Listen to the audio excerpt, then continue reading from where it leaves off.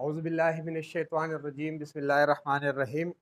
My self, मेरा नाम Sameer Khan Yusuf ज़ई, Royals community Pakistan का ग्लोबल लीडर हूँ।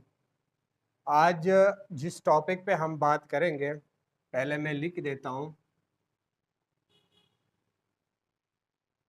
इवोल्यूशन ऑफ मनी, कि पैसे ने किस तरीके से तरक्की की और किस तरीके से उसमें बदलाव आ गया। वाई क्रिप्टो करेंसी, कि हमें आज क्यों क्रिप्टो करेंसी पे ध्यान देना चाहिए। अगर आप पीछे चले जाए, कुछ साल पीछे चले जाए, तो सबसे पहले हुआ करता था बार्टर सिस्टम। बार्टर सिस्टम से मतलब ये होता है कि एक बंदा मिसाल के तौर पर उसके पास घर में घी होता था, वो घी दे के घी के बदले आटा लेता था, या इस तरीके से घर से कोई चीज दे के उसके बदले पे उसको दूसरी चीज मिलती थी। फिर उसके बाद दूसरा जब बदलाव आ गया, गोल्ड, सोने चांदी के सिक्के वगैरह आ गए। आप लोगों ने देखा होगा, तुर्की का एक सीरियल चलता है कुरुलुस उस्मान और अर्तुरुल गाजी का, उसमें भी जितना भी तिजारत होता है वो गोल्ड और चांदी का जो होता है, सिल्वर, उनके सिक्कों से होता है। फिर उसके बाद तीसरा बदलाव यहाँ पे आ गया, मेटल कॉइन।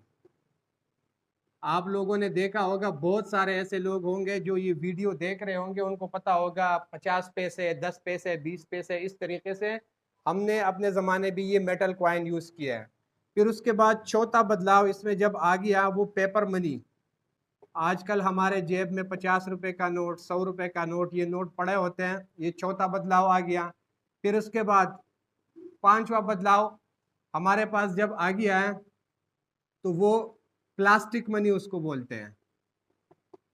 अब लोग हैरान होंगे कि प्लास्टिक मनी क्या चीज़ है। तो आप लोगों का जो डेबिट कार्ड होता है, क्रेडिट कार्ड होता है, जो आप लोग एटीएम मशीन जाते हो, एटीएम मशीन का जो कार्ड होता है उसको प्लास्टिक मनी बोलते हैं। फिर उसके बाद हमारे पास छठा जो इवोल्यूशन है, वो इलेक्ट्रॉनिक मनी है।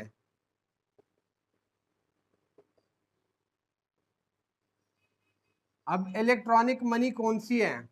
आप लोग जैस कैश, इजी पैसा, बैंक के जितने भी एप्लीकेशन यूज करते हो, एक मुल्क से दूसरे मुल्क आप उस एप्लीकेशन के थ्रू जो पैसा भेजते हो उसको इलेक्ट्रॉनिक मनी बोलते हैं। फिर उसके बाद सतवा सबसे जदीद डिजिटल करेंसी जिसको बोलते हैं, ठीक है, क्रिप्टो।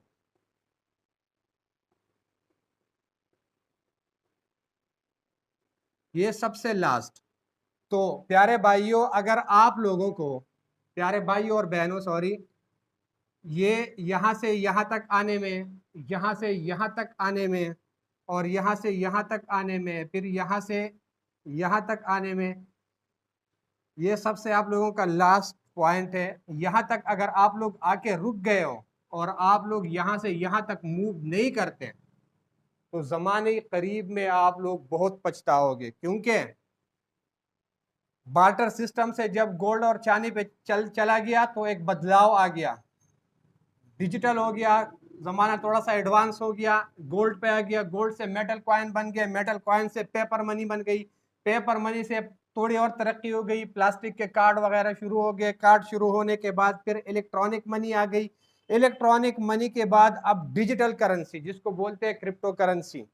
तो अनकरीब, चाहे साल लग जाए, चाहे 2 साल लग जाए, चाहे 5 साल लग जाए, ये क्रिप्टो करेंसी हमारे ऊपर लागू हो जाएगी।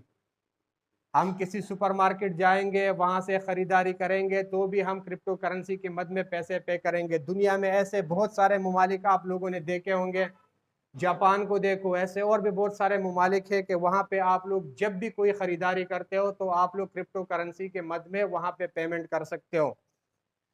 तो प्यारे भाइयों, अगर आप लोगों ने और तरक्की करनी है, बहुत ही छोटे अरसे में अगर आप लोगों ने तरक्की करनी है, तो आप लोगों को क्रिप्टो करेंसी को सीरियस लेना होगा।